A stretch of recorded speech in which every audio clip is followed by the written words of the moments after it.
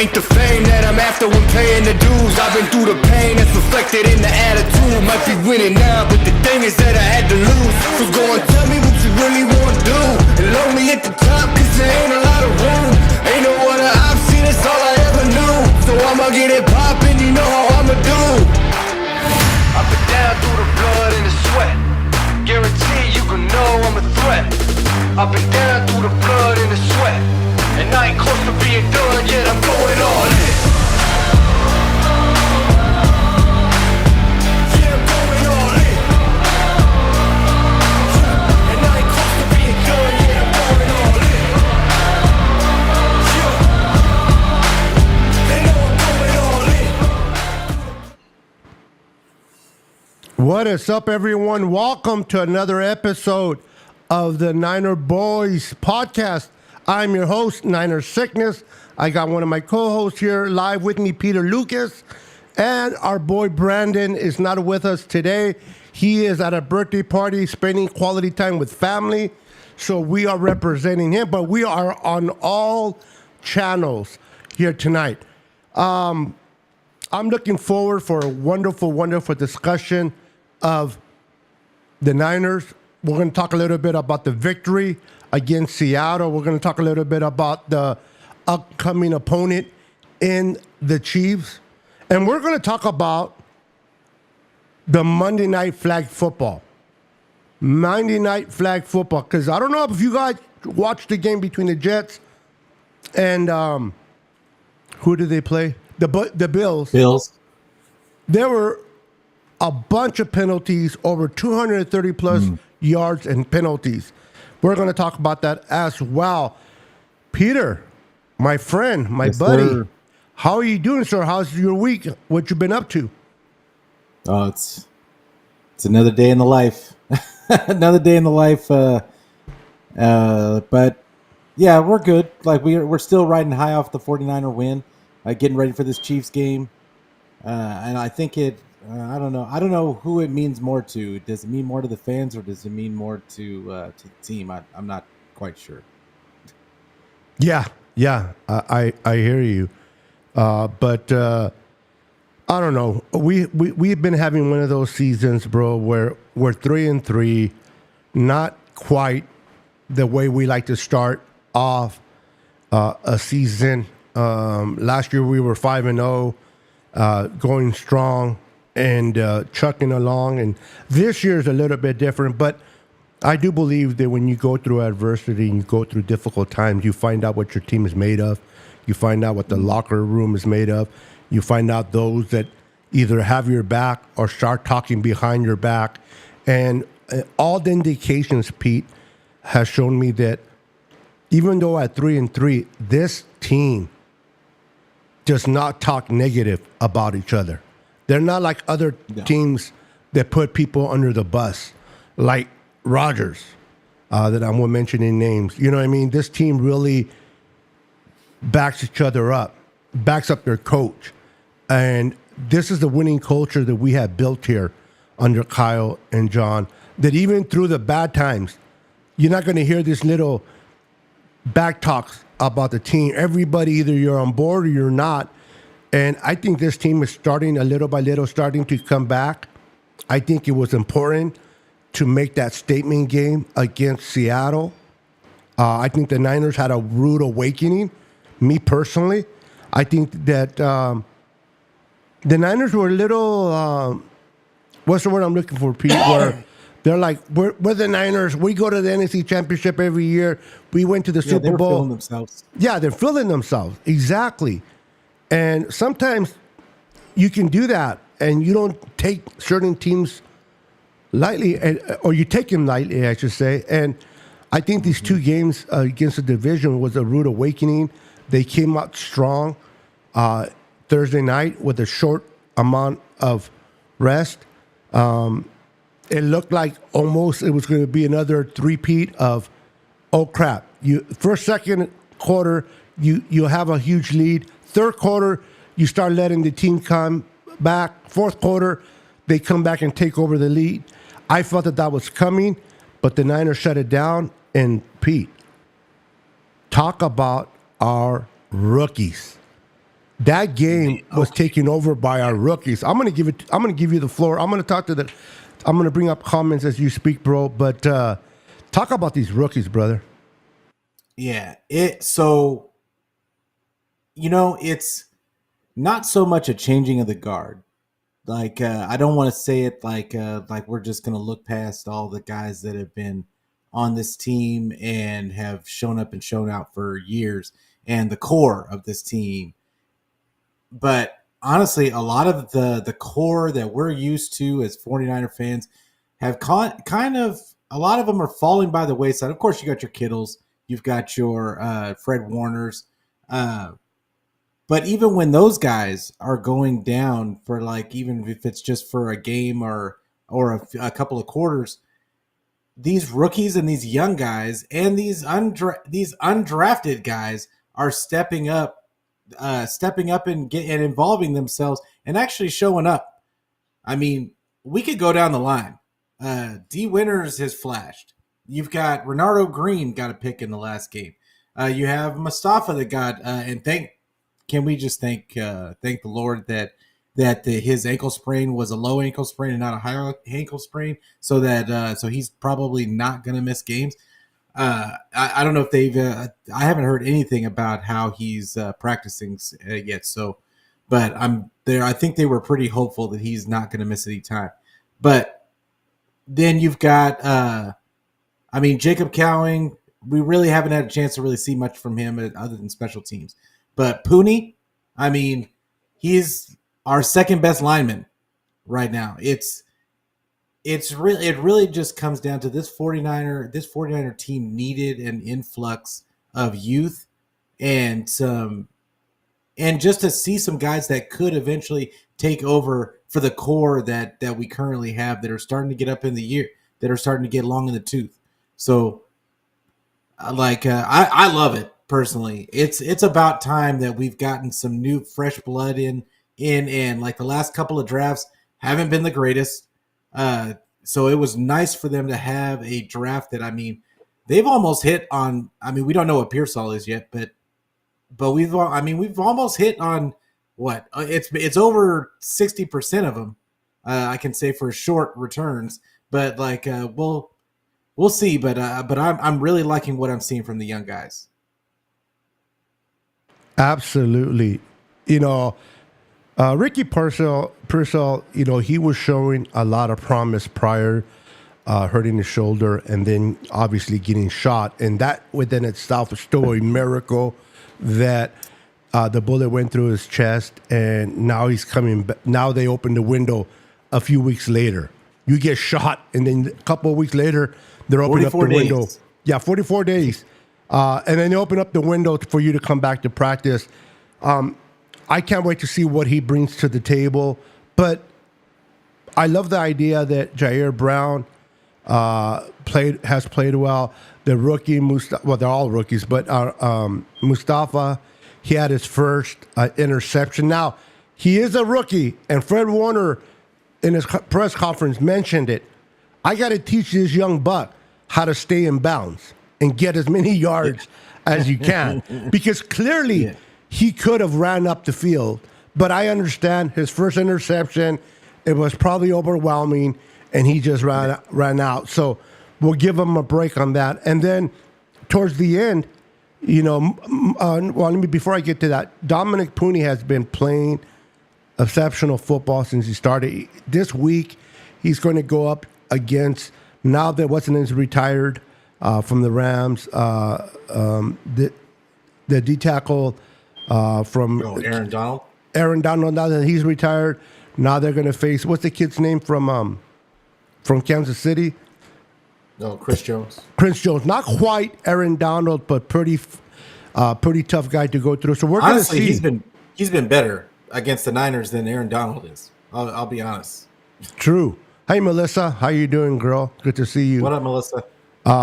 And so we're going to get a test of Dominic Pooney, but he's been PFF has him the top 9th best guard in football right now. That's a huge compliment for the rookie.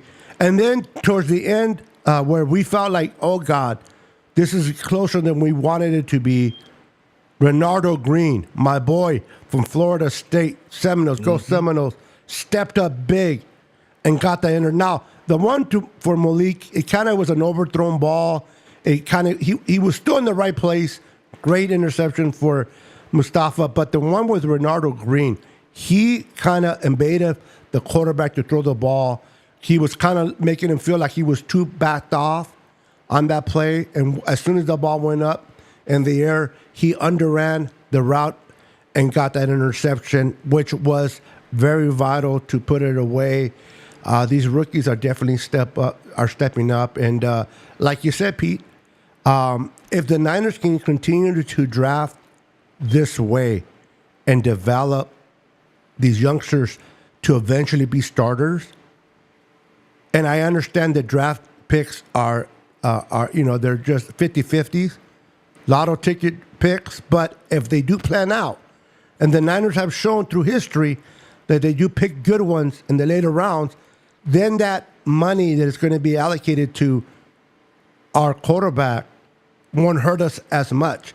As long as you get the players like Renardo Greens, you get linebackers like Buffoon and stuff like that. As long as you're able to draft well, then you can stay in pace, and that window that people love to use can still stay open. It's when you got to pay a lot of money to your quarterback and the draft picks you pick don't hit. That's when I feel that it's a spiral downhill type of thing. What are your thoughts on that, Pete? But before I let you go, I just want to say welcome to Melissa, Don, Dodson, Tara Dome's in the house. Chad is crazy right now. My boy 49ers Throwback is in the house. We got Adrian. He's my boy. He's a big Chiefs fan, so he's making sure we talk properly about his team. We got Brad in the house. What's up, Brad? Jimmy's in the house. We got the Regal Eagle podcast, the Regal Eagle podcast in the house. What's up, guys? So, Pete, I forgot what the question was. it's okay. So did I. But we'll move on. We'll play it. That's where I said Pete. I'm like, what? Something about the draft. Yeah, the draft. But it's all right. Pooney going against Chris Jones. How do you think it's going to go based on both performers? What's up, Luis Moreno? Oh, what's going on, Luis? So what I look at when I'm looking at he's not going to just be going up against Pooney.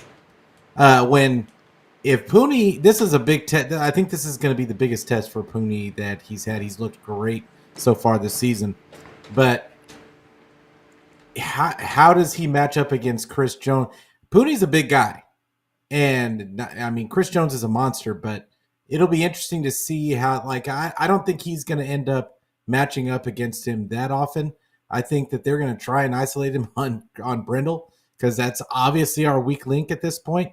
And I see a lot of people talking bad about Chris Brindle on a daily basis on Twitter. I think that and not that I guess that that people should feel sorry for him, but I mean, he's had a knee issue since before the season even started. And I got to believe that's really hindering him right now. But your knee honestly has nothing to do with the calls on the line. And I think that his calls on the line have regressed this year as well. There's been a couple of broken protections that nobody was on anybody on a couple of them. So, but also Feliciano is supposed to be, his practice window got opened up at 2, I believe. And people are hoping that he gets moved into that center spot eventually, but I don't know that Kyle trusts him to do the calls at the line, because I think that's an interesting thing to look at as far as what are they thinking about Feliciano at this point? Is he going to go because Aaron Banks has been struggling the last couple of weeks? I don't know if he's injured at all, but could Feliciano move to the left side to take over for Banks? There's a lot of there's a lot of possibilities on the line, but at the very least, I think the 49ers have a little bit of depth. I mean, it's kind of weird to say that when we don't really think too much of the line, but To answer your question about Pooney versus Christian, I just don't think that they're going to be matched up against each other that often. I think that He's going to be over with McKivitz. I think that yeah, I think well, I think that that the Spags is probably not going to line him up against our best offensive lineman and try and get him in favorable matchups like against Brindle, against Banks, and yeah, maybe even against McKivitz. I mean, he doesn't really play outside too much, but I doubt. I mean, I'm sure they'll end up clashing a couple of times, but I expect Pooney to be fine. I don't think he's gonna get ran over or anything. I think he's gonna play the same way he's been playing all season. And the way this scheme for the 49ers is built, it's not built for him to be holding up in pass protection forever. So it is what it is. It's just about everybody being in the right spot at the right time. And quite frequently against this Chiefs team, the 49ers have just struggled to do that. Yeah. So what's up, Chemo in the house? How you doing, brother? I got your stuff ready to go. I have it in an envelope, ready to go. I was going to send it today, bro, but I got lazy. I'm not going to lie. Didn't even go anywhere today, but I'll try to drop it off at the post office tomorrow, Chemo. Chemo won 3 patches in 3 different times in one setting, bro. This guy was on fire. Oh, wow. Yeah, he was on fire, bro. But, yeah, listen, I saw that game against the Dallas Cowboys and Detroit. And, when you want to know what a bad team looks like, it's Dallas. It's Dallas. I mean, Dallas, yes, they had some hurt players on defense, but their offense, now, give it, all they have is one playmaker truly on offense and CeeDee Lamb, nobody else. They shut him down, and where else do you go? So I don't really put too much on Dak on those, but that's a bad team. The Niners are not a bad team. The Niners dropped 2 games they shouldn't have dropped. They underplayed the Rams and the Cardinals, and I believe that and hope that they got their act together. We got a lot of talent on this roster. Yes, we're missing CMC, but Jordan Mason is picking up the slack, and now Guerindo's getting his feet wet in there. We got Debo doing Debo things. We got Ayuk starting to get his feet underneath him. Kittle still always Kittle, and even Juice. Talking about Juice and Kittle real quick. It was great to see them jumping into the stands when their wives were there. Mm-hmm. I thought it was pretty cool that they were able to do that. And there was a moment where Kittle got caught up in the second touchdown that even Debo decided to get into the whole jump into the stands with the wives. And you can see Claire, instead of doing the hugging, she just kind of like tapped Debo on the back, like, yeah, don't be hugging Debo, Claire, because Kittle's not going to like that. But I thought that was so cool that the wives were there supportive. That was pretty cool. But the team that we got, man, even with the offensive line, I understand we have questions at times, but this team, as long as they can continue to get healthy, Pete, as long as they don't continue to endure freaking injuries, this is a good team. Just played 2 bad games against, gave 2 games away. Our schedule doesn't get easier. We play the Chiefs this Sunday. Then we play the Cowboys. The Cowboys I'm not worried about, even if they're coming off their bye. They can't run the ball. They're one-dimensional team. But then you start looking at the Bills. You start looking at the Green Bay Packers, who are playing good football. The Niners need to continue to stack up wins. With all that said, how important now? I understand the Kansas City Chiefs is not an NFC team; it's an AFC. But how important do you believe this win is for the Niners, and why? Why do you think the Niners should win it? So, in the grand scheme of things, this win it's not really that important to the 49ers, other than the fact that the 49ers just need momentum. And I think that the win would get them a humongous amount of momentum. Getting that, I know it's regular season. I get it. Like we need to beat them in the playoffs, and or the Super. It would be the Super Bowl. But the reality is the 49ers need to know that it's possible at this point. And and then not only would they get that, but they'd get a win. They would get over 500. Just getting that one, and then they would go, and then they would play Dallas, which as bad as Dallas looks, like anybody can get beat on any week. But I think that would give them a huge amount of confidence going forward in the guys that are in the building right now, because they do have a lot of injuries.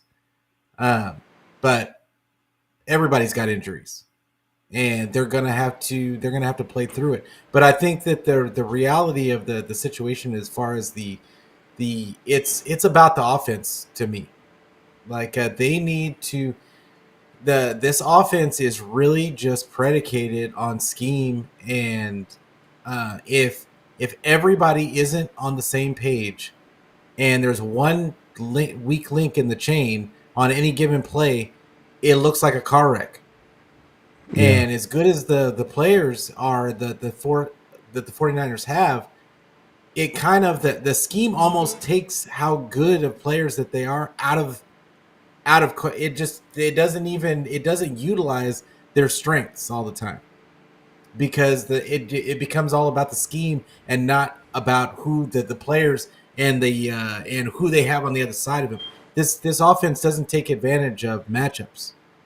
I think that if you look at the matchup, like versus the Chiefs, I think that our skill guys are. I mean, it shouldn't be a question of can you find somebody that's open, but we don't challenge matchups. So it's it's just a weird thing. Every game is going to be that way. It's all about can the 49ers execute, and how Kyle is going to really have that scheme going in from week to week. Yeah, definitely. Because this year, I believe last year the Niners were top maybe 2 in red zone. Getting the ball in, and they're struggling this year for sure. A lot of those field goals should be touchdowns, but I believe they'll get it together. I believe that Kyle will start dial up. I think Kyle kind of got away from doing things a certain way, and they try to get a little too cute with trying to do something a little bit different. And I think against Seattle, he went back to balancing the run with the pass. There was a lot of balance there, and that's what the Niners are known for. That's our bread and butter, is to run and balance that. If we can have 25 to 28 touches in the run game, that pretty much gives us a chance to win. It's when we get away from that that we kind of struggle a little bit. And I think Kyle hopefully gets back to the balance things out. We shall see against Kansas City. But I think this is a must-win, not in the great scheme of things, like you said.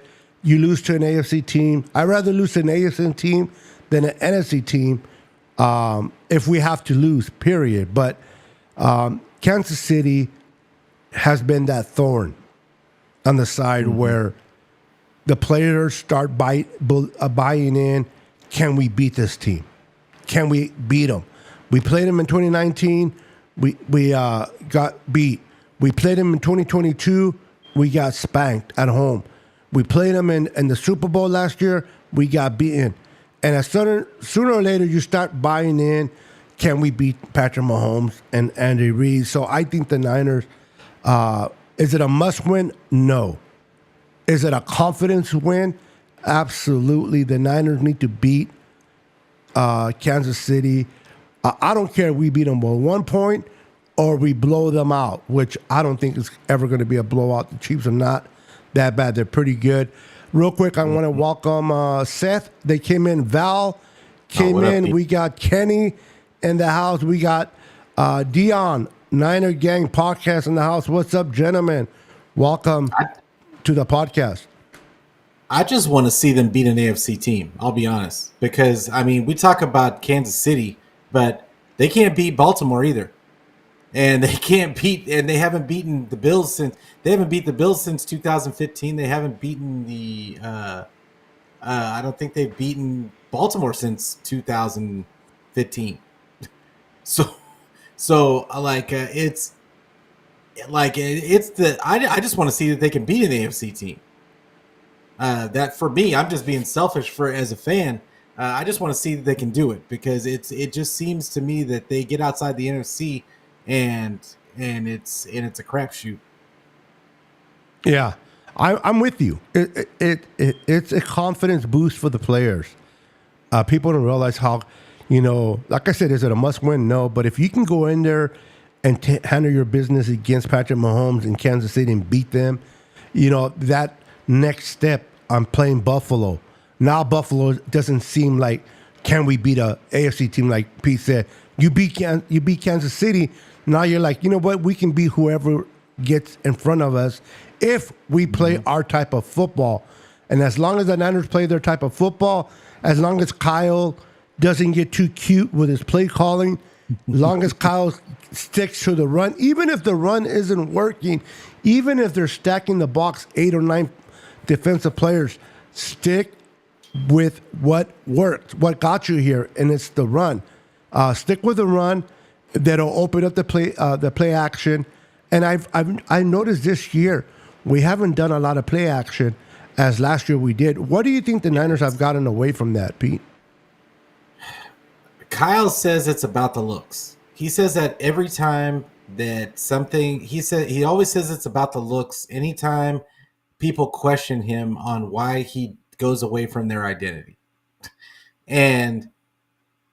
But it can't be about the looks when you're talking about your identity. And I know there's a lot of people out there that buy into what Kyle's selling about, well, if they're showing all these guys at the line, I'm not going to just run into a brick wall. Okay, you have to run the ball regardless of what they're showing you, because you have to keep them honest.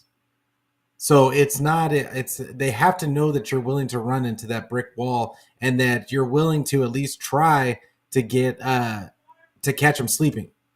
Because just because they show that at the line doesn't mean that they're all going to end up there when the ball's snapped.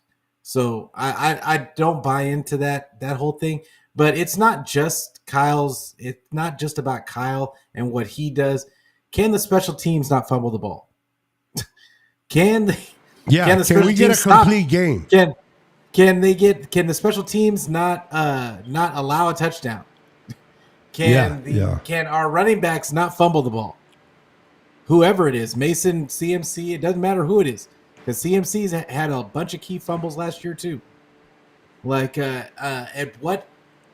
what is it going to or we talked about the offensive line earlier. Can the offensive line just not let free rushers come?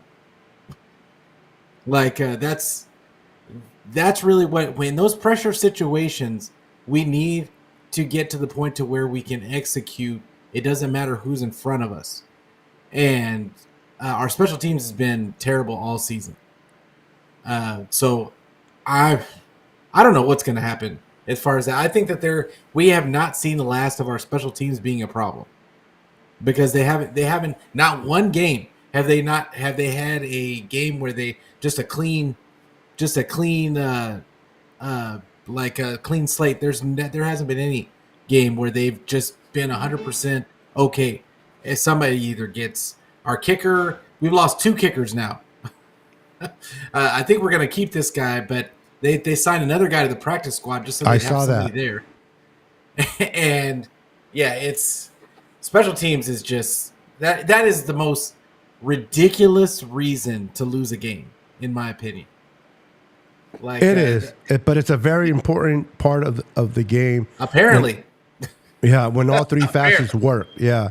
You got to get your defense, offense, and special teams. Like, we scored a touchdown, and we were all excited. And then what did we do with Seattle? Now, I don't know what it is with Seattle, but Seattle, every time it plays us, always has that one special teams play against. Last year, it was that fake punt. They got us. This year, it was that free to the end zone punt return. They kind of takes away the momentum of what you're trying to build as a team. The Niners need to just tackle better. Now, one of the areas that I really see a weakness, and I've seen it from day one, and unfortunately, it is what it is, until Greenlaw is able to come back on the field. But DeAndre Campbell, I know he's trying. I know he's trying to do his best, and I can't fault him for that. And he's getting paid to be out there. If anybody offers you money to play, whether you can play good or not, you're going to get paid. But the guy can't tackle. The guy can't cover a receiver.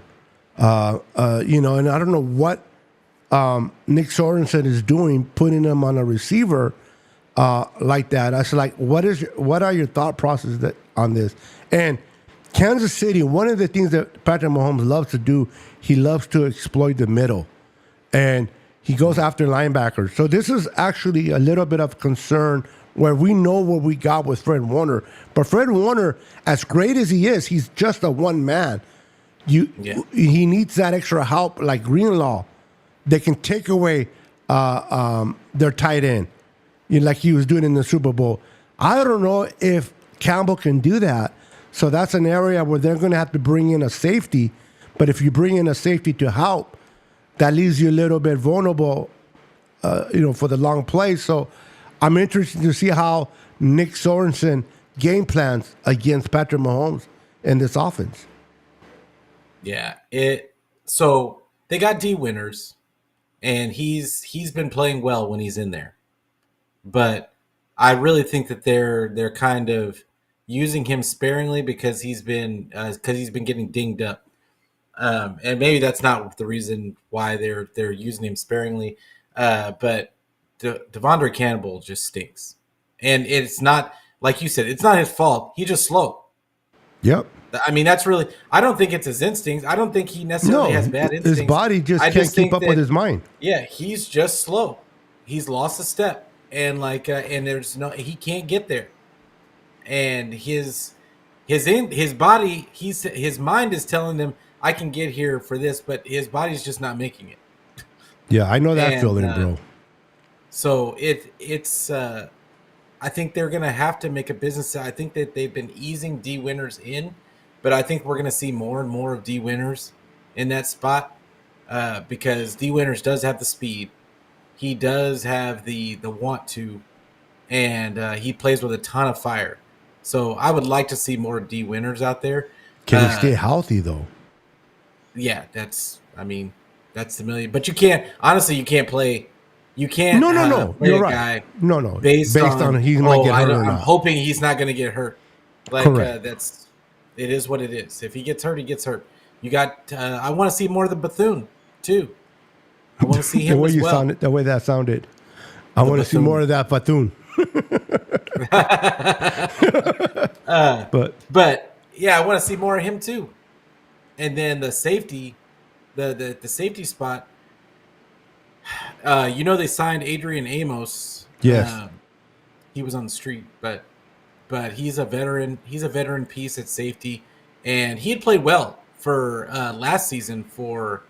He played for the Jets, Robert Saleh, and he played for the Texans, D'Amico Ryans. So he knows this defense. Yeah, I think he got released this year. Yeah, he played for those two teams last year, and then at the end of the year, they just didn't sign him. The Texans got beasts at safety.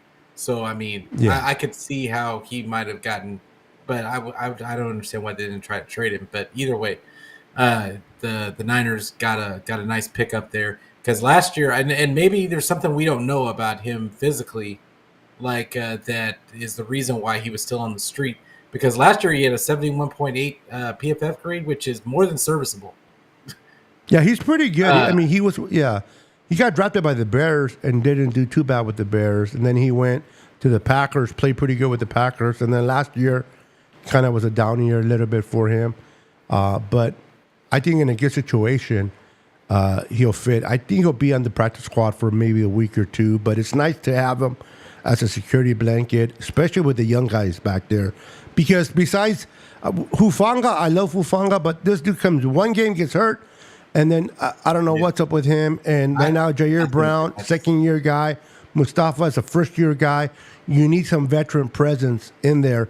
Even not so much if he's on the field, but at least to be in the room with these guys, to be on the practice with the guys, to give these young guys some type of veteran presence on that field. I think that was a great pickup by the Niners.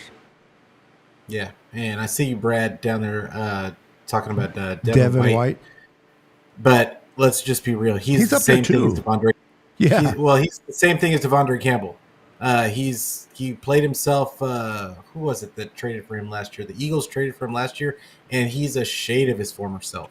He's not. I mean, he's not even close. He's not the way he played when he played for the Bucks. Yeah, no, that is not the same guy. He's like, yeah, I think no. So yeah, I don't think that that's an answer either. No. But you know, this Adrian Amos pickup, it really kind of made me. It makes me think that we're going to hear something about Hufanga sooner than later. I think that I get the vibe that they didn't just bring a guy like him in for just for depth pieces. Like I think Hufanga might be done for the year, because they had already said he was going to be out for at least a month. And I hope not, but I hear you. I hope not too, but I don't get a good vibe. We haven't heard anything about Hufanga. He's been that could be a good thing too, though. I mean, I guess it could be, but I don't know. No, I don't trust it. I pay attention to the moves that they make, and like when you go and get a veteran safety like Amos, that's played and knows the system. This isn't just a flyer you're taking. That tells me that you're planning on inserting him in with these other young guys, because I know Odom isn't an answer at safety, even though he didn't play bad in the last game. But actually, he was pretty decent. Yeah, but that was luck. Trying to get consistency for him is hard. Yeah, exactly. Like, we got lucky that he. Do you think they'll put almost out there with Jair Brown? Both of them are from Penn State, by the way, so there'll be two Penn States back there. But do you think they might try to move Mustafa into that linebacker role instead of No? No? Okay. No. I think that they love Mustafa like as that chess piece. I'm with you. I think they think of him as a more athletic Hufanga, to be honest. I think that's the way they want to use him. Okay. And they're going to move him around because that kid is a missile. And he has great instincts. He maybe doesn't have instincts as good as Hufanga's were when he first came in the league, but he's pretty good. And I think the kid just needs to get more and more reps. He's only going to get better. He has a great attitude. The guys in the locker room obviously love the kid to death. I don't know if anybody watched any of the sideline. They had Jawan Jennings mic'd up, and then they had some sideline video. And the guy, I'm telling you, I mean, this team has a lot of good camaraderie, regardless. But I felt like they are really pulling for him, Renardo Green. I think that they really like Renardo Green, and I think that this team is just on the cusp of doing of getting their wind underneath them. You know, absolutely correct. I want to mention something that I heard David Lombardi earlier say that kind of caught my eye.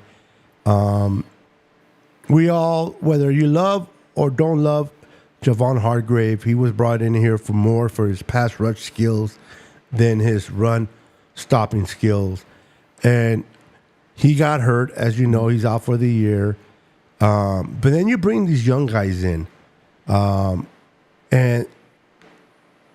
is it me, or does it seem like our run game got better since Hargrave went out? And I'm not saying Hargrave's a bad thing, but since he went out, it's kind of like it's been a blessing in disguise in the sense of the pass rush.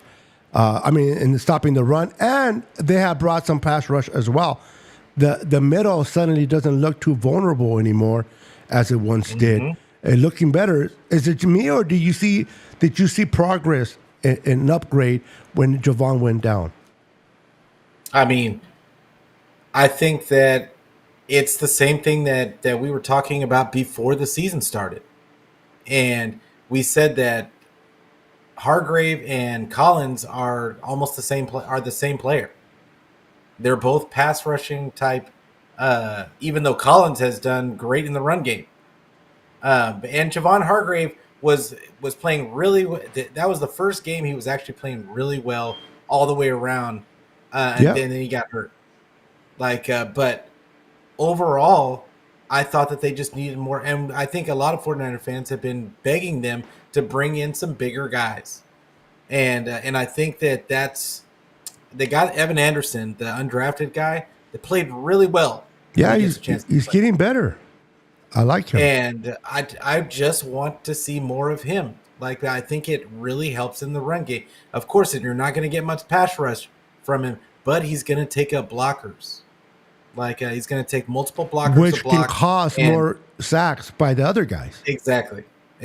So it's just I think that's part of it, and then that meant more snaps for Kevin Givens, who has always been solid. And if on any other team, he'd probably be starting. But he always, whenever he gets a chance to play, he always does well. So the 49ers got some good depth play, and Jordan Elliott, he's flashed pretty nice. I didn't really see too much from Kalia Davis. He played a lot of snaps in this last game. He's trying to get his feet underneath him. Yeah, I didn't really see. I mean, anything that he didn't flash to me. I'll say that. But yeah, they've got some pieces. Jordan Elliott, when he gets a chance to play, he gets some penetration when he gets out. He there. moves. He's really Yeah. disrupting run plays. So. Yes. Yeah, no, I like it. I like the mix that they've got going right now. If they could get some outside pass rush, if Floyd could just find a couple of years ago out of him, Even last year, it's like he decides to slow down. Really? Yeah, I mean, we got him a year too late. Yeah. Got him a year too late. That's all it is. I think if Floyd would didn't be play able too to bad step last up, game, though.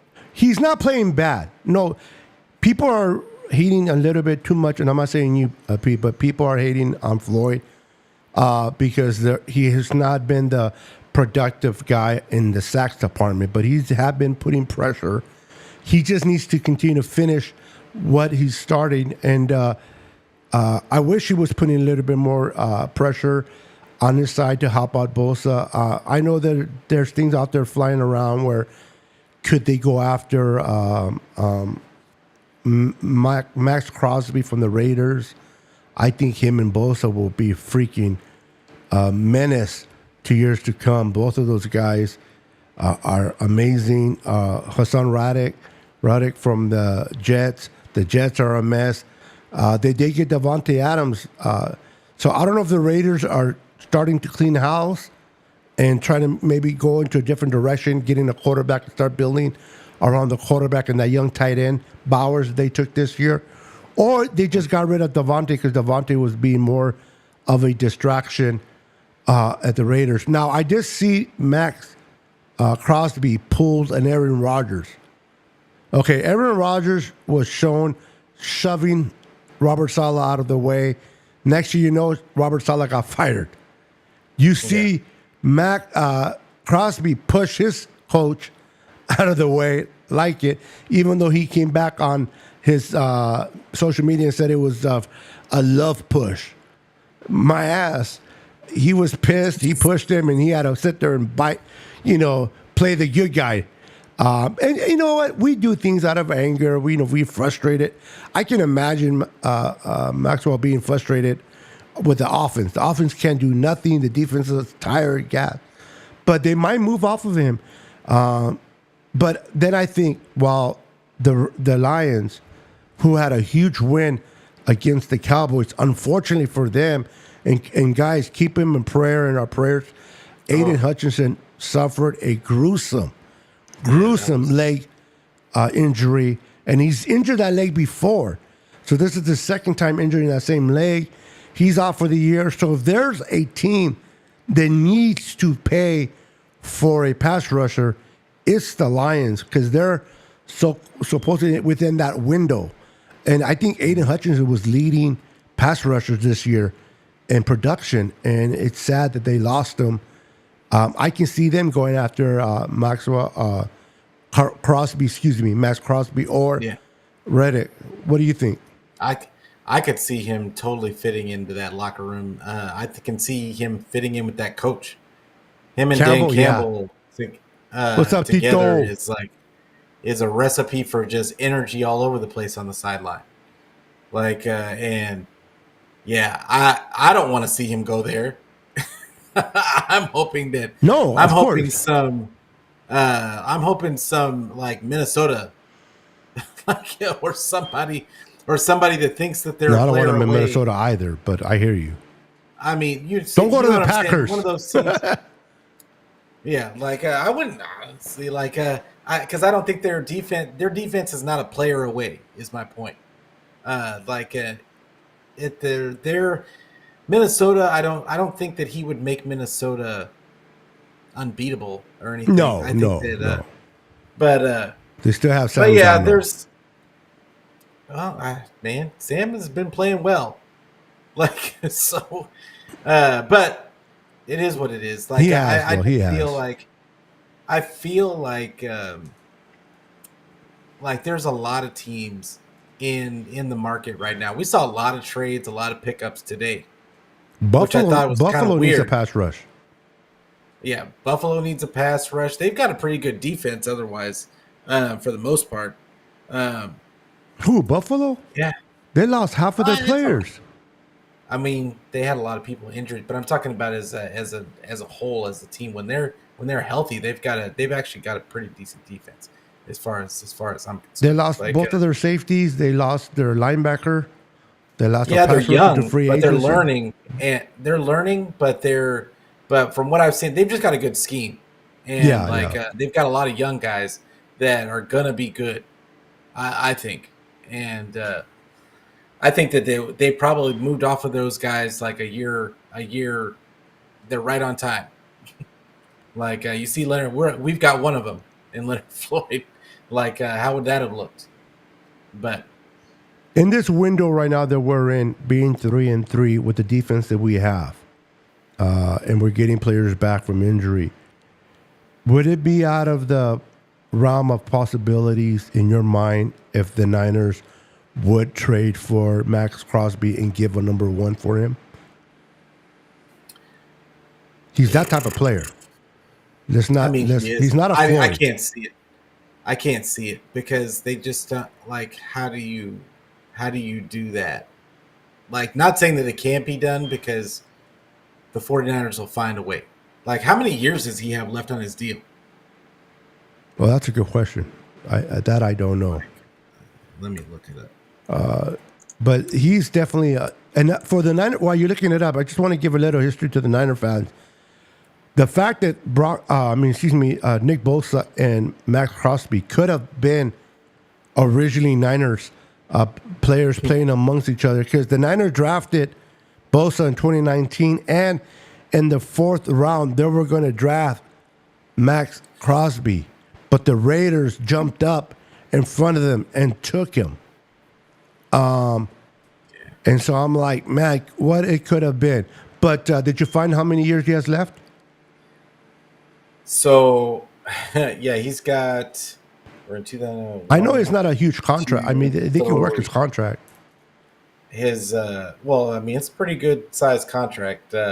His base is 20. He's getting paid 24 and a half this year. Next year he's got 22. The year after that he's got 18. That's his base. The guaranteed. Yeah, the dead cap. Let's see. So how many years he has left on the contract?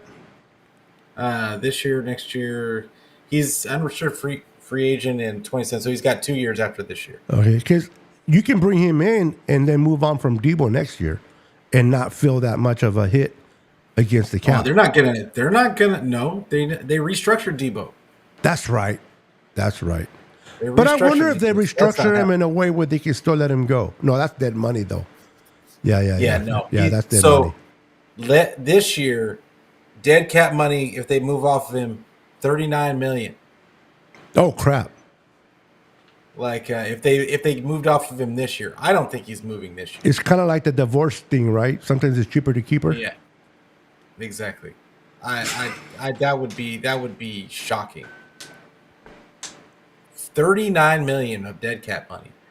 That's a lot. Yeah. That's unthinkable. Why would you pay that money and not have him on your roster?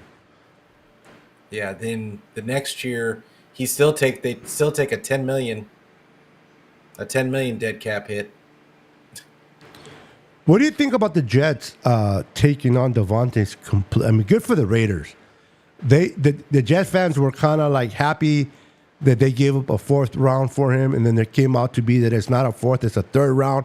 That can be possibly a second round if he becomes an old pro, which is kind of hard to see that at this stage of the season, but it could happen. But they took on all his money, not partial, all of it. I'm like, crap. But then again, it is the Jets. They're a dumpster fire. They lost yesterday. They got to do something to keep these fans happy because they're sinking. So when you're sinking, no, they don't. They've been bad forever. Yeah, they don't care about the fans. They're just trying to get. They're trying. It's New York. Woody Johnson doesn't care about his fans, huh? Yeah, no, I don't think so. Like, I mean, look at what they've been doing. They've been trying to sell to their fan base and sell to the media that they've been making this move, that move, talking about Joe Brady or whatever his name is. It's what's the name of their GM? I can't remember, but like they've been saying that he doesn't lose, he doesn't do bad deals, and they ended up with he's not even making decisions right now. Woody stepped in. Yeah, well, there's a reason. There's a reason because the team just stinks. Like they can't protect their quarterback. They can't. They brought in the guys that they brought in to protect him, and on the offensive line are the only ones playing well. The guys that they kept are still playing like garbage. And the what's it called? They're not good. Let's put it that way. And then they didn't get rid of Hackett. They just took away his play calling ability. And I mean, that's just, why didn't you just fire Hackett? Like they can't. I don't get it. Solid. Why couldn't they? Because that's Aaron Rodgers' boy. They do whatever they want. Who? The Jets? What would have Aaron? Do you know why Devontae Adams is there? Because Aaron Rodgers cried like a little girl. I understand. You know why they fired? You know why Robert Saleh's not there? Because of Aaron Rodgers. Aaron Rodgers probably had to sit there. They probably told Aaron Rodgers, "All right, Aaron, we're going to fire Robert Saleh, but in firing Robert Saleh that you want to happen, we're going to have to bring Hackett down too. You got to work with us." And he probably said, "Okay." That's my point. That's my point. Is like why? Like, do you not have football people in the building that can say this probably isn't a good idea? This probably is not a good idea. Our defense is playing well, so we're going to get rid of our head coach that was in charge of the defense. Yep. And we're going to keep the defensive coordinator to think that was, that'll be good enough to keep the defense rolling. But we're going to keep Hackett, who can't call anything. Their offensive line can't block anybody. Devontae, him and Devontae are probably going to pass for a lot of yards. I could see it. But you're still not going to win games because you can't beat the good teams when it's just you and one dude. Aaron Rodgers is can't run the ball. They can't run the ball. That's the other part of the reason why Aaron Rodgers looks so bad is because they can't run the ball. He needs somebody to take some of the pressure off. Well, they have a good running back. They just have been calling. They actually ran the ball very well yesterday against Buffalo for the first time under this new coordinator. They actually ran the ball very well. So it's not they don't have the player. Hackett is just a bad. Listen, when Robert Saleh got hired there was no indication of Aaron Rodgers. The minute that the Jets just started to smell the Aaron Rodgers, it was doomsday for Robert Saleh. Why? Because Robert Saleh did not choose Nathaniel Hackett. Okay, they told him Rodgers is coming and he's bringing his coach and we're going to make him offensive coordinator. He had to let go of his offensive coordinator that he brought with him. Forgot his name, but they brought him with him. He's the brother of the coach of Green Bay. And that was the guy that Robert Saleh felt comfortable. But here comes Aaron Rodgers. Here comes his guy. Robert Saleh didn't have a chance. This guy, Daniel Hackett, stinks as a head coach and as a play caller. But because of Aaron Rodgers, he got passes. Lazard is not a good receiver, but he's there because of Aaron Rodgers. Now you bring in Davante Adams. If things do not work this year, Davante Adams only has 1 year left this year. He may not sign next year to stay on with the Jets. If he decides to move on and Aaron Rodgers retires, because the Jet fans, I feel bad for them. I really do, because they're going to, all this craziness they brought in up on them, this headache, they're going to be gone next year, and they're going to be sitting in the same spot, hopelessness with nothing. Mm-hmm. And it's that franchise has been a joke for a very long time. When was the last time they made the playoffs? It's been a while since they even sniffed the playoffs. Yeah, it's been a minute. But I mean, they just don't have a culture. They don't have a culture. You're right. And you can't build upon anything if you don't have a culture. And bringing Aaron Rodgers isn't going to help your culture. No, he's not. That was a Band-Aid on a sinking ship. It's like they put a Band-Aid on a ship that's been sinking. You don't put a Band-Aid on it because it begins to leak. It's leaking now. Aaron Rodgers. A lot of teams just think that they can bring in a quarterback and based on their history, historically great, and think that that's just gonna. But the reality of today's NFL is that today's NFL is all about the scheme and the fit, and your fit in the scheme. If you don't fit with that scheme, it's not gonna look nice. Yep. Period. So they wanted a Tom Brady with the Bucs type of situation. He came to the Bucs, took them to the Super Bowl his first year. But the Bucs are not great either, but they're a way better organization than the Jets. And Tom Brady was at that point, it was still better than Aaron Rodgers at this point now, playing football. So Aaron Rodgers is just a weird dude, bro. He's a weird dude. He's a little boy in a full man's body. He wants things his way. If he doesn't get it his way, he has tantrums, and he'll sit there and start screaming and starting chaos, bringing division in the locker room because he gets mad. Yesterday, he looked awful. Aaron Rodgers. Listen, this is my personal opinion. I don't think bringing Davante Adams is going to fix a lot of those things that need fixing. Because Aaron Rodgers, in my opinion, is not the same Aaron Rodgers that he was a year prior to leaving Green Bay when he was an MVP. Mm-hmm. So I agree. We shall see. But enough about Aaron Rodgers and the Jets. Who gives a rat's blankety blank blank? They're not part of our discussion. We're Niner fans. Let's start bringing it in, reeling it in. Peaks, I know you gotta go early. The Niners are coming off a mini bye. They went ahead and got almost a safety. They picked up another kicker to the practice squad because they don't know where they're at kick wise. Ricky Parcells' window has been opened, which is a positive thing. I just pray that the people start getting better and staying healthy and looking forward. Now, we got the Chiefs, then we got the Cowboys, and then we got the bye, a much-needed bye, week 9. And then coming from the bye, I forgot who we play after the bye. But the Chiefs, now people are like, well, at least the Niners have a mini bye. But the Chiefs are coming off a bye. Guess what? The Cowboys are going to be coming off a bye. Yeah. And it's like, The Bucks will be that- coming off a bye too, I believe. And people ask, why is this happening? It's because of that stadium. The Niners don't want to play a lot of day games in September. They want to play night games because of the heat.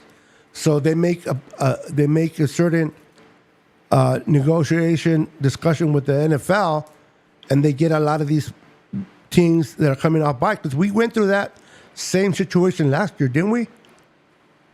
That we played a lot of teams coming off a bye. Yeah. But Buffalo's going to be coming off a bye when we play them. yeah, I just don't. I don't buy too much into that. Like, I just think that you're either. I think the 49ers are going to get their nice little their 10-day rest. That should be. They should just be ready to play, in my mind.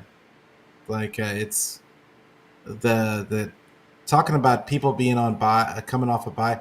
In fact, and to me, like, that means that you're more ready to play than those other teams. Like, those teams are kind of rested and they got their guard down. Like, so you need to just come in there and hit them in the mouth. Thank you, Texas Rattler, 2011. He says we play Tampa coming off the bye in Tampa. Yeah, appreciate that. Yeah, man. Myles Garrett. Thank you, Kenny. That's another, because the Browns are just terrible team right now. Do you see them getting away from Myles Garrett and going a different direction? And if they do, but it's whenever I hear Myles Garrett or I hear Max Crosby or I hear Reddick, I'm thinking Detroit Lions first. They need a starting pass rusher or two. They got the money. They're in that window that a player going to that team could make it to the Super Bowl. So if I was a player, would I go to the Lions or would I go to the Niners? And if you're not a Niner fan, I can say that's a kind of a 50-50 pool, right? I can see a player saying 50 because both teams are good. Both teams have a chance to make it to the Super Bowl. And if truth be told, the Lions look like they're in a better prime position than we are so far of getting there. Doesn't mean it's going to happen, but so whenever I see these available names out there, I just think that now that Detroit needs a pass rusher because Aiden Hutchinson got hurt, that they're going to make every attempt to go after these guys, and they're probably going to outbid the Niners. And the Niners don't really need a pass rusher. I think for us, it'll be more of a luxury thing than a necessity. And I think the Lions definitely, if they want to keep that window open, they must bring in a pass rusher. Ooh. Yeah, the Myles Garrett is probably not the one. This year, he's got a $56 million dead cap hit. Oh, crap. Next year, it's a $36 million because they added a whole bunch of void years to his deal. Like, he's basically got void years through 2030. I don't know what Cleveland. I don't know how they run over there. Given Deshaun Watson, $200 million guaranteed. Yeah, what has Deshaun Watson really shown in his career? He's played well when he was with Texans, but he has. I can understand they're doing that to Patrick Mahomes, Josh Allen, or even Joe Burrow, or the kid over there with the Ravens, Lamar Jackson. But to give it to Deshaun Watson, based on what I've seen from him, $200 million guaranteed. That general manager and owner are a joke over there. So and you just said it. They can't get rid of Myles, even if they wanted to. The dead cap, $56 million. Yeah, I don't see him leaving. He ain't going nowhere this year. Yeah, or next year. Unless a team picks that up. But name me a team that's going to pick up that much money. I don't know, bro. Yeah. So I don't even think Detroit would even smell that. Pete, what do you got going on your channel this week, brother? Pete is a very busy man. He has a lot of things going on his channel. The guy is growing his channel. Pete, I'm not even going to mention what you mentioned to me off the camera. If you want to bring that up and share with the fans, you can. If not, it's cool. With the new projects you're coming up with. But at the very least, what do you have going on in your channel, my friend? So, Niner Fanatic Podcast. We are on like I'll be having my show this week on Friday. I usually have it on Thursday, but I'm gonna have it on Friday this week with my guy CJ from Chiefs Carcast. Like I want to say it's the name of the podcast. They're a really good show. Like you guys got to check them out. Like, but basically it's he's a Chiefs fan. Guy I know really well. He's a really good guy. Like, so make sure you check out that show on Friday. We'll be going on at 8 or 6:30 Pacific time, and so I'm doing that. And then of course Sunday I'll be doing a show right after the game. It's a reaction show. But yeah, I'm in the middle of a rebrand. Like I've started creating some stuff, some new stuff, new look for the channel. I'm really excited about a lot of the things that I've already got in place. But it's probably going to be a little bit before I can get everything ready to just roll out. But it's coming, and yeah, I'm super excited about it. And because I did it all myself too. So, but yeah, that's really it. Like I'm on YouTube, on Twitter, I'm on Facebook. We are on Twitch. And if you don't like looking at my face, you can get it anywhere where you can get your audio podcast. There is no excuse. There is no, unless you don't like my voice either. So, yeah, that's we're in trouble there. I don't care where you get it, just get it, and make sure that you tell a friend to tell a friend so we can be friends every day, every week. Right on. And I'm going to stay on a little bit longer because I got nothing to do. So I'm going to let Pete go. Pete, I'm going to let you go. I'm going to keep the 30 people that are still here entertained a little bit longer. Unless they all leave because you left, and I know they're here for you. We'll find out in a minute. But Pete, thank you for being part of the show, brother. It's always a pleasure. Have your fun with your family, and we will talk to you next week on Tuesdays at 2:30. Excuse me, 6:30 Pacific Standard Time. All right, Pete. Talk to you later, my friend. All right, brother. All right, guys. Hold on. I'll see everybody later. Bye-bye. We're gonna jump over to my screen. And I'll take over for a little bit. If you guys have any questions for me, I will open it up for questions. Go ahead and throw them at me. Anything you want to share, I'll be happy to talk about for a few more minutes before I get out button. Do me a favor, hit that like button, subscribe to the channel if you haven't subscribed already. Would appreciate that. And if you're watching me on Facebook, thank you for watching us on Facebook. Do me a favor, go to my YouTube channel, help me grow my channel, Niner Sickness Podcast. Go to the channel on YouTube, type in Niner Sickness Podcast. I pop right up, and subscribe to my YouTube channel and hit the like button and hit the notification bell so that you will be notified each and every time I go live so that you get the opportunity. So on Tuesdays, myself, Peter, who you just seen, and Brandon, who wasn't able to make it tonight, we get together every Tuesday at 6:30 p.m. here on all three of our channels.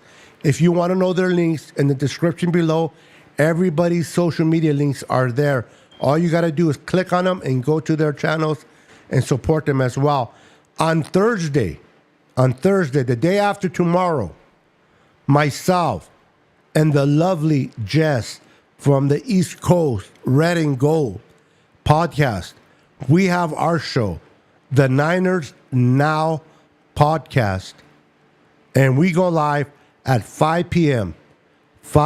Pacific Standard Time on Thursdays.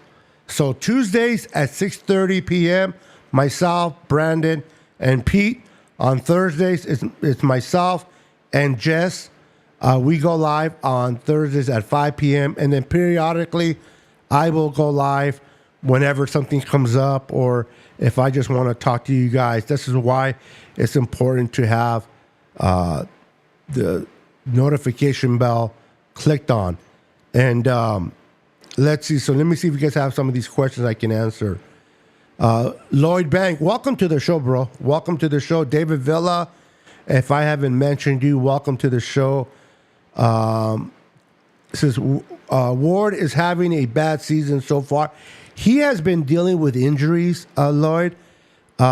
He's been dealing with some injuries. And listen, when you're a corner and you are relying on your speed and you are relying on your movement of your hips and your feet to be able to keep up with great receivers, and you are struggling some way or some sort physically, it's hard to have a great season when you're battling injuries. And I think Ward is going. Now, for those that love Ward, that can be a beneficial for us. Because if he was having 100% great season, an all-pro season, he will definitely outprice himself to re-sign with us. But maybe if he's having that down season like he is, maybe he'll be a little bit more affordable to bring back in the offseason. Now, I am fired up. I brought a rookie, Ronaldo Green, Lenore. I can see that being a tantrum for a while. Ronaldo Green, opposite of Lenore.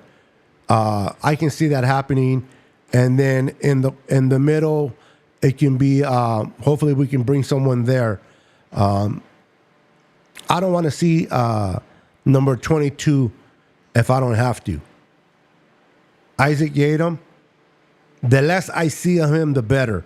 Now, I understand they put him out there because they need him, but the less I see of him, the better. Hey, dummies. Tommy Huxley. What's up, brother? What's up, my brother? ¿Cómo estás, hermano? Good to see you, Tommy. Let's see here. This is this the word last? Well, he's in his contract season. So, yes, it could be his last season, Val. If he outprices himself or a team pays him more than what the Niners feel he is valued at, that I can see him moving on. Now, we do have Ronaldo Green in the wings, kind of waiting to step up. This is what I love about this regime. They always draft not only for the present, but for the future. So, but I would hope that Charvarius Ward comes back 1 to couple more years. I would love, the reason why, because you can have Ronaldo Green playing opposite of Charvarius Ward, and then you can have Lenore as your corner, as your inside slot corner. So now you have 3 great corners. You got Ronaldo Green on the outside, you got Charvarius on the opposite side, on the outside, and then you got Lenore, Demo in the inside. And then you have Hufanga, if he comes back, or you have Jair Brown, and then you have Mustafa as your safeties. That secondary is definitely looking better and better with Ward in it. We shall see, though. We shall see. Sickness, what did you think of Kalia Davis? Kalia Davis, in my opinion, great question, David. For what I saw in this game, he kind of is trying to get his feet underneath him. He's been injured for the most part. He's trying to get that football shape. One of the things that we know that you can be in good shape and still be out of football shape. And football shape is completely different than being just in shape, which I am in neither one of them. So what do I know? What do I know? I know, hey, round is the shape. So I do know. But seriously, I think Kalia Davis kind of is getting his feet underneath him. He'll be better. He has great potential. But I have been loving Jordan Elliott. Jordan Elliott has been really stepping up, and he has been commanding at least 2 bodies on him. He's been destructive against the run. I love myself of Jordan Elliott. This kid is special. I think he just needs more playing time. Collins has been doing his thing. So Evans, Anderson, this kid just needs to continue to play more and play more. That boy demands 2 defenders at all times. So we'll see what happens, man. Kimo says, I really like Isaac Guerrero. He really showing me something. Yeah, Guerrendo's coming up a little slow, but he's starting to pick up on the offense. He gave us a little glimpse of what he can do once he gets through the second base. Once you hit second base and you're hitting those secondary, because you got to get you got to get through the linebackers and then hit that, or maybe third phase, because you got to go through the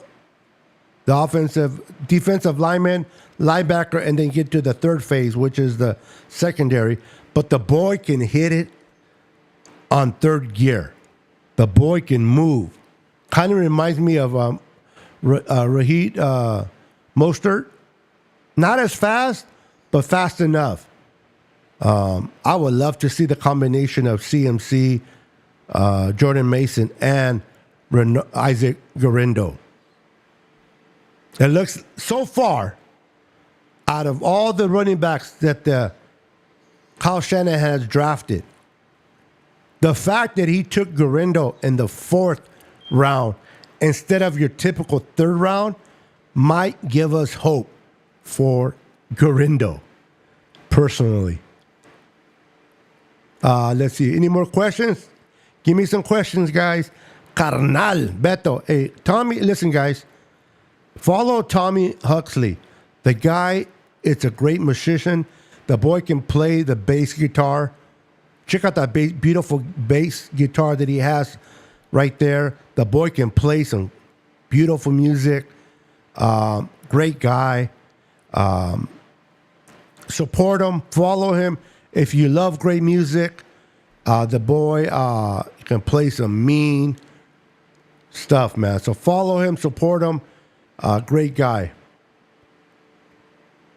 Niners can't afford Ward and Demo. You'll be surprised, Val. You'll be surprised what the Niners can afford and cannot afford. The whole thing about we can't afford this player with that player, people have been saying that we can't afford a Ayuk with Debo. Now that Ayuk signed this big contract, Debo is going to have to go in 2025. No, he doesn't. There's a way in keeping Debo Samuel in 2025 with Ayuk and Brock Purdy. Brock Purdy contract. Brock Purdy will get paid this offseason. He will get paid this offseason. But what people don't realize is that Brock's contract is not going to hurt the team. I don't know if I want to use the word hurt. It's not going to what's the right word I want to use here? It's not going to affect. There we go. It is not going to affect the team into probably 2028. So, and then by that time, by 2028, 2027, by that time, maybe our left tackle, Trent Williams, retires, so his money drops. Maybe Kittle is not the Kittle that he was once, and then maybe we move off of Kittle.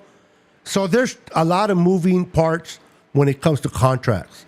Yes, Brock Purdy's going to get paid the market value of what he deserves to get paid, whether it's $60 million or 58 or 57. But that is not going to step in right away. It's not going to affect us right away. So the fact that we can keep Debo, we can keep Ayuk, Kittle, Juice, and it's all possible. So the question of Val was, can you afford these contracts? Fred Warner's contract. there's a way that you can do it all. Look at the Eagles. Now, the Eagles are not playing good because, let's face it, their head coach is a moron. The Eagles head coach is a complete clown. He is a clown. How do you, as a head coach, gonna sit there and argue with your fan base?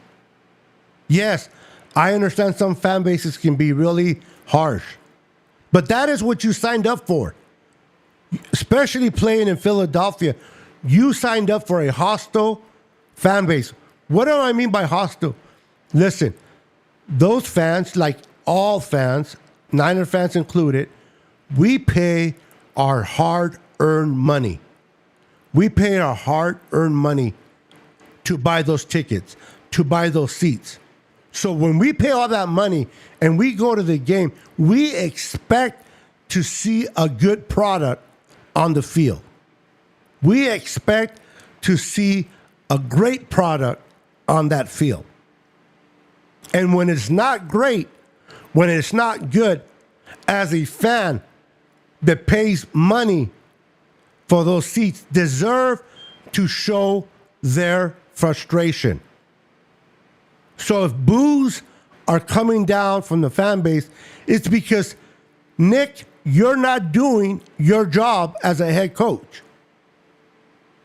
You barely beat the Browns by 4 points at home. You barely beat a team like the Browns that are not a good team by 4 points, and you have the audacity to go up to your own fan base who pay their hard-earning money and argue with them because you are a crybaby. You can't handle them booing you. Get out of your feelings, boy. And then he has the audacity to bring his kids when he talks to the media. He knew the media was going to attack him because the way he spoke to the fans. What did he do? He brought his kids. He used his kids as a crutch. So he would not have to face the media. That coach, in my book, is a bum. He is a bum. Nick Sirianni, you stink. Using your own kids as a shield to protect yourself from the media. That is weak, bro. Weak. I'm sorry that I went on a tantrum, but that really irks me, man. It really does. What's up, Marcus? Marcus is in the house. How you doing? So how do you think McCaffrey will be when he returns? Will he be 100%? I don't think 100% is realistic, Marcus, this year. I don't. But I think that if you have an 85% McCaffrey, you're still in a good situation. Now, if McCaffrey's going to come back, we're probably going to start hearing rumors after the bye. Our run game has been working. There's no reason to push or speed up his timetable, in my opinion. Let him continue to heal. He sounds better. He's definitely able to practice and not digress. He's been doing better. If we just come, Marcus, I think it'll be after the bye week, maybe against the Bucks, maybe the week after the Bucks. But if we can have him for the playoffs, if we can have a healthy, imagine this, guys, a healthy Christian McCaffrey going into the playoffs. a healthy or as healthiest as we can have him going into the playoffs, how important that would be to trying to achieve the goal that we try to achieve at the beginning of the year is to lift that Lombardi trophy at the end of the season. Tommy, Tommy is correcting me. Well, listen, for one, I'm not a musician myself. I don't play I play music on my Apple Music app. That's about as close as it gets. And I don't even sing because my wife says that I can turn off the water in the shower if I start singing. So do I know the difference between an electric guitar and a bass guitar? Obviously not. Thank you for bringing that out, Tommy. Thank you for hurting my feelings after I gave you that great introduction, after I spoke highly of you. You're going to hurt my feelings by saying, hey, stupid, that's not an electric, that's an electric guitar, not a bass. Laughing out loud. I'm kidding. I don't get easily hurt. Hey, bro, I'm a big boy. If I can handle seeing myself in the mirror, I can handle anything. Let's go. I'm going to cry. I'm going to cry because Tommy's being mean. Got you. Come on, guys. Any more questions any questions you may have about the team, about what's going on? I can answer them to the best of my ability.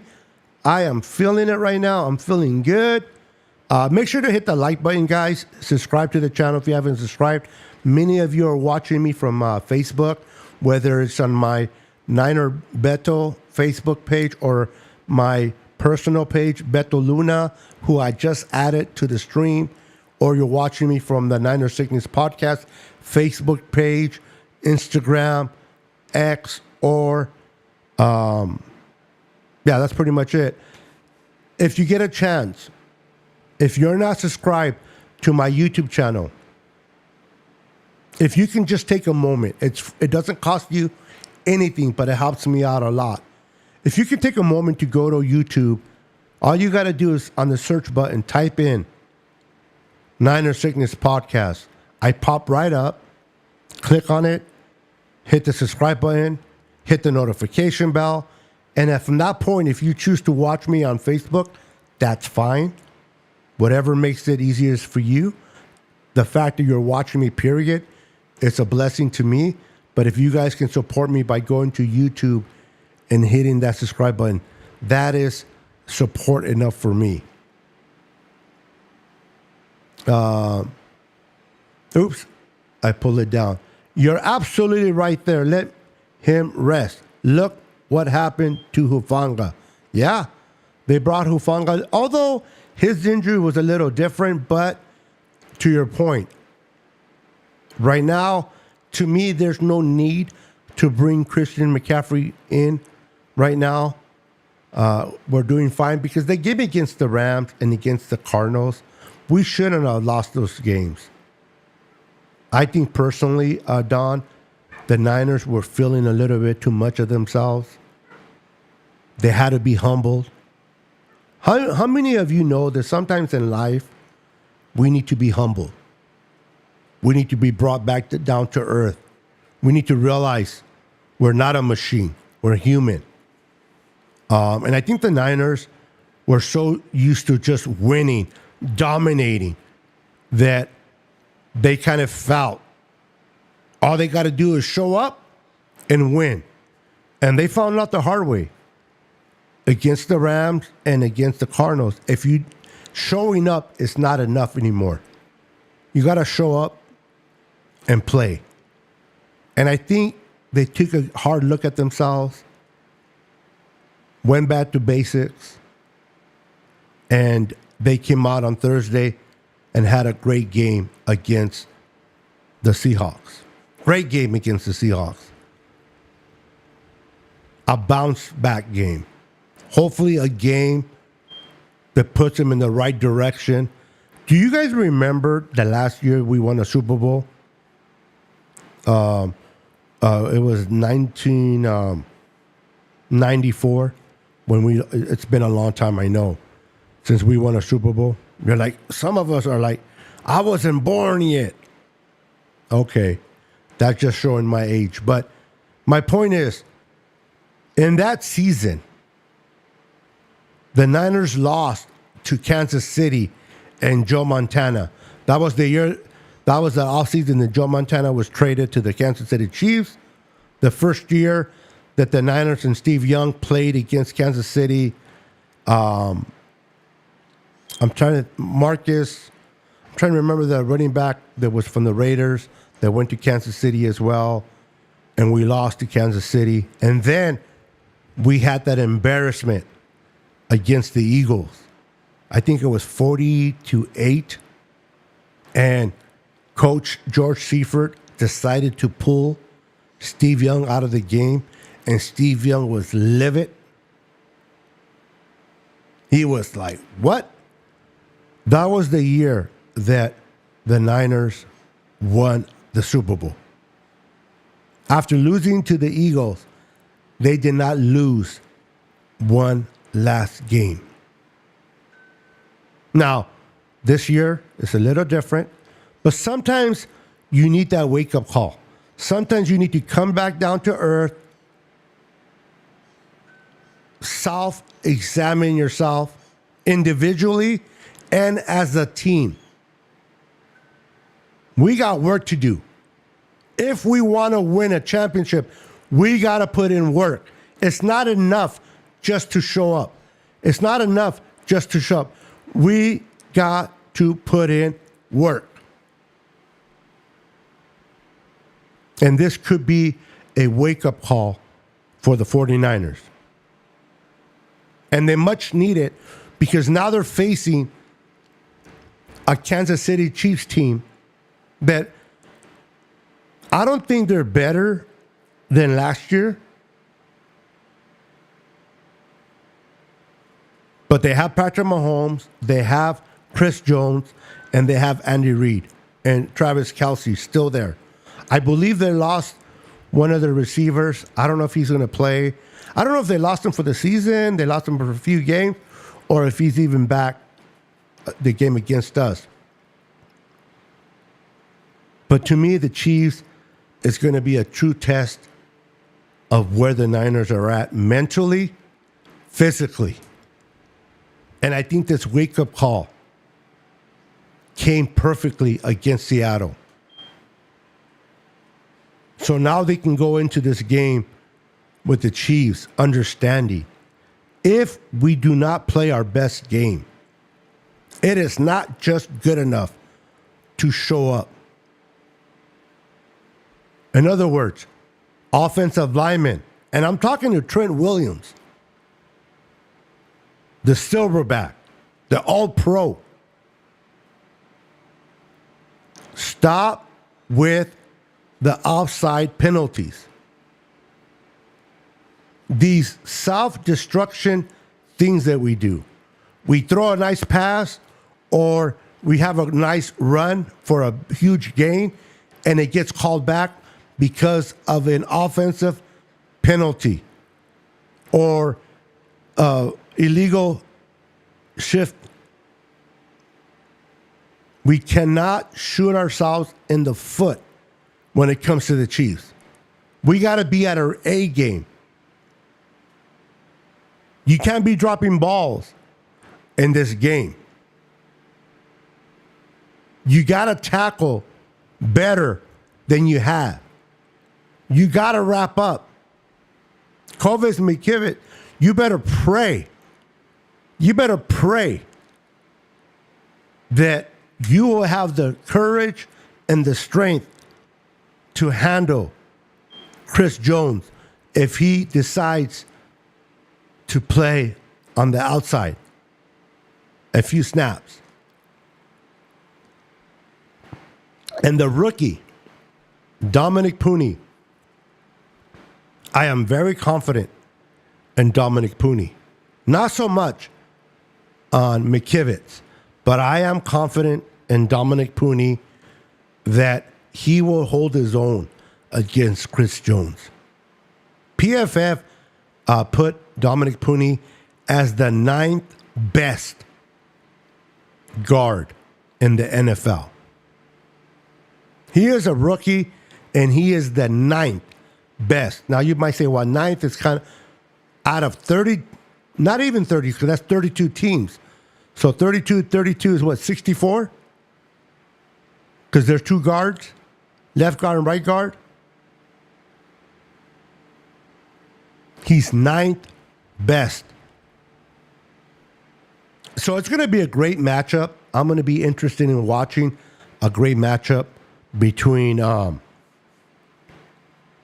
Dominic Pooney and Chris Jones. I want to see the matchups.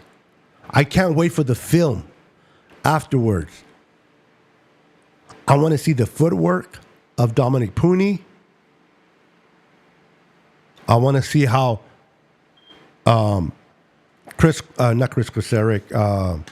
Forrester handles his offensive lineman against that defense. And I'm going to be honest. I'm curious to see what the Niners are going to do in the middle of the field. We got the great All-Pro Fred, first ballot Hall of Famer, in my opinion. But he's only one man. We are still missing Dre Greenlaw, unfortunately. And Patrick Mahomes loves to exploit the middle with his tight ends. Is Campbell going to step up and have one of his best games? Or is he going to do what Campbell does, which is partly nothing? And I'm not trying to be harsh on Campbell. It ain't Campbell's fault. He's up there in age. His mind is trying to do things that his body can't do anymore. Because I have chronic pain because of my disability, being that I've been paralyzed from my waist down. For those that don't know, I was paralyzed from my waist down for 10 years, 10 and a half years. I told I'll never walk again. But I can be laying in bed from the night before, and when I'm laying there, I don't have that much pain. I'm like, man, I'm going to do this, and that. These are the things that I'm going to do today. And the minute I get out of bed and my pain kicks in, I'm like, oh, okay, maybe I won't do this and that after all. So my brain tells me one thing, my body tells me something different. And Campbell, even though in his case it's not injuries or chronic pain, it's just age. So is he going to be able to cover Travis Kelce? Probably not. So that's going to be interesting to see what Nick Sorensen does to fill in that gap. Is that why they brought in Almos? To play 3 safety looks and help out Campbell? I'm interested to see how they attack this.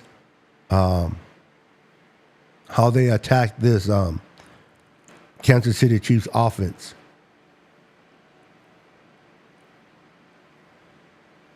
I didn't know that. Okay. So bass has 4 strings and guitars have 6. Honestly, I did not know that. That is something that I learned today. Awesome. It only took 54 years to learn that.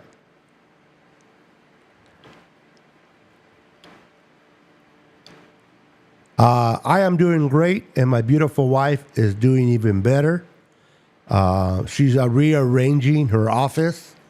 My wife gets bored sometimes, and she decides that she wants to rearrange her office. So she's doing her thing. But we are blessed, always blessed. As long as we have God in the middle of our marriage, I can't complain, ladies and gentlemen. I can't complain. God is good. Rod, in the house. Marcus Allen. Yes, that was his name. Marcus Allen. Thank you, Rod. And I appreciate you popping in. Val also said Allen. Thank you, Val. Appreciate that. Rick Diaz in the house. ¿Qué pasa, Beto? Let's go, Niners. I'm a little slow on the comments, but I appreciate you guys for stopping by. You guys are awesome. It is time to put the issues with beating the Chiefs to bed. Take care of the ball. Play well. All three faces.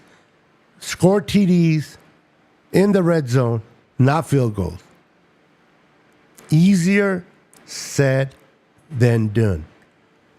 To your mouth, to their ears.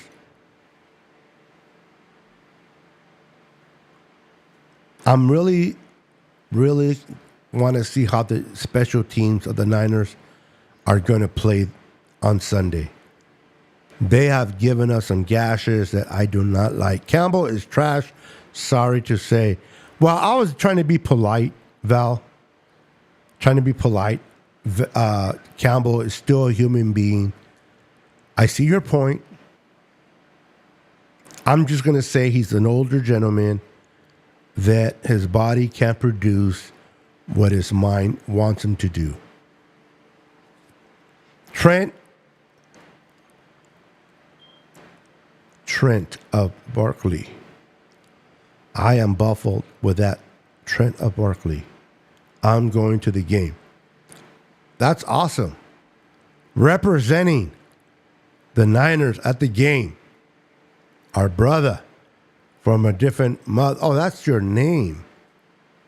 That's the name you have for Trent of Barkley. Okay. I must be getting tired now because I totally misread that. I didn't read it as your name. I read it as a comment. And then I read, I'm going to the game. And it took a few seconds for that to register. Go figure. I'm losing it here. That's good. Awesome. I'm glad you guys are doing good. How are my two favorite young ladies doing today? If your girls are watching, hello, girls. Good to see you. Give you guys a huge shout out from the Niner Sickness Podcast. Thank you for watching, girls. You guys are the best. Ariel and I'm bad with names. Don't tell me. Jayla, right? Jayla and Ariel. Listen, I forget my own name. That's why I have it and tattooed on my hand. Oh yeah, my name is Beto. I am terrible, let me tell you. Now, the only name I don't forget is my wife's because she scares me. If special teams cost us another W this week, heads need to roll. Will they roll, though? That's the main question, Brad. We will destroy the Chiefs. All caps. Yell it to me, David. Yell it out, baby. Yeah, no. Cal did I say Barkley? Berkeley. OMG. Oh my God. Qué tonto. Yo mucho tonto. Not only am I tired, but apparently I can't read either. Thank you, Brad. Trent, how much were their tickets? How much were the tickets? See, I'm getting tired. I'm getting dumber by the minute.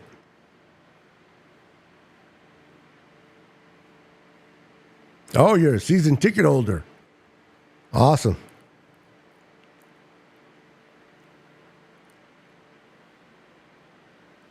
Awesome. Those are two wonderful young ladies. They have a beautiful role model and their mom, Dawn, who's an amazing mother.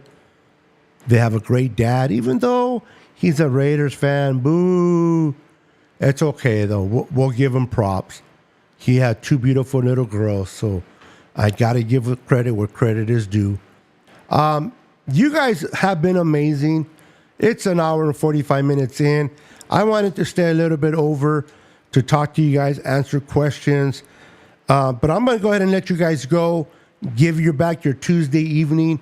Thank you for hanging out with your boy Niner Sickness here on the Niner Sickness podcast. Thank you for tuning in on Tuesdays at 6:30 p.m. Pacific Standard Time to see myself, Peter, and Brandon.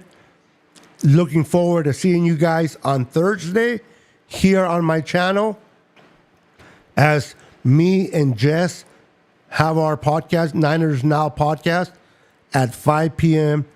Pacific Standard Time. God bless you.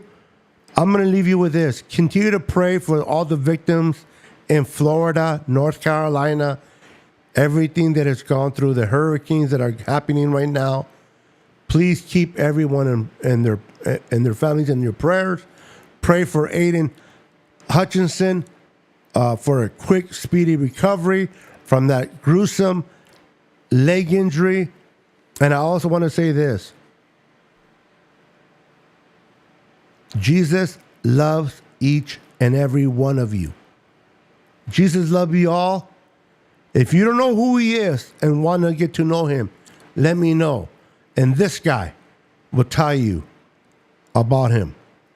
With that said, God bless, good night, and we'll see you on our next podcast. Let's go. Go Niners. Niners forever. Peace.